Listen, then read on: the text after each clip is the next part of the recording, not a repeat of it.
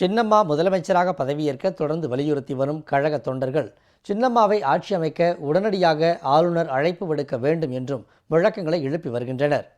திமுகவுடன் கைகோர்த்து கொண்டு கழகத்திற்கு பெருந்துரோகம் விளைவித்த பன்னீர்செல்வத்திற்கு கடும் கண்டனம் தெரிவித்தனர். திராவிட முன்னேற்ற கழகத்தோடு கைகோர்த்து கொண்டு இன்றைக்கு பன்னீர்செல்வம் அவர்கள் அனைத்திந்திய அண்ணா திராவிட முன்னேற்ற கழகத்திற்கு பச்சை துரோகம் செய்திருக்கிறார்.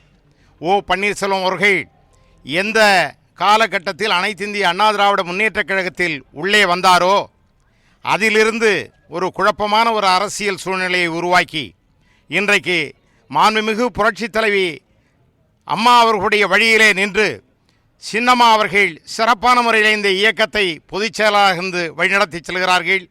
அவருக்கு அனைத்திந்திய அண்ணா திராவிட முன்னேற்ற கழகத்தில் இருக்கக்கூடிய கோடான கோடி தொண்டர்களும் உலகத் தமிழர்களும் ஒரே குரலில் ஒட்டுமொத்த குரலை ஒன்றாக இருப்போம் என்று சூளுரையோடு இந்த நேரத்தில் சொல்லிக்கொள்ள கடமைப்பட்டிருக்கிறோம். ஒரு அஇஅதிமுக தொண்டர் அனைவருக்கும் தெரியும் திமுக இந்த ஓபிஎஸ் பின்னாடி இருக்கிறது என்று. இந்த அதிமுக குழப்பம் நினைக்க வேண்டாம். திமுகவுக்கு எச்சரிக்கிறேன். இது அதிமுக ஒரு தொண்டனின் ஒரு கருத்தாக அதை தெரிவித்துக் கொள்கிறேன். இந்த அதிமுகவை எத்தனையோ சோதனைகள் கடந்து வந்திருக்கிறது. இந்த அஇஅதிமுகவை எந்த கொம்பனால அழிக்க முடியாது. சின்னம்மா அவர்களின் தலைமையிலும் இன்று சீராக விடைநேற்று போட்டுக் கொண்டு இருக்கிறோம். அனைத்து கழக சட்டமன்ற உறுப்பினர்களும் சின்னம்மாவை ஆதரிக்கும் போது இவர்களுக்கு என்ன இருக்கிறது? புரட்சி தலைவி அம்மா அவர்கள் வழிநடத்த மக்கள் செல்வாக்கு படைத்தவர் நமது சின்னம்மா அவர்கள். சின்னம்மா அவர்கள் முதல்வராவது நிச்சயம் நிச்சயம் நிச்சயம்.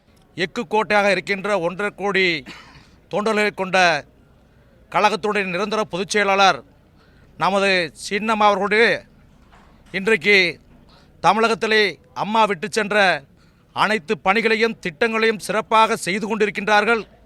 நமது 1.5 கோடி தொண்டர்களும் சாப்பிடவில்லை, தூங்கவில்லை. இன்று உண்மையான கட்சி இங்கே இருக்கும்போது ஏன் தவறான வழியில் இன்றைக்கு அனைத்து அரசியல் கட்சிகளும் சரி, அனைத்து வல்லுநர்களும் அத்தனை பேரும் அம்மாவை பதவியேற்க ஏன் கூப்பிடவில்லை என்று சொல்லிக் கொண்டிருக்கிறார்கள். அப்படிப்பட்ட காலகட்டத்தில் விரைவில் அம்மாவை நிச்சயமாக பதவியேற்க அழைப்பார்கள் என்ற நம்பிக்கை எங்களுக்கு இருக்கிறது.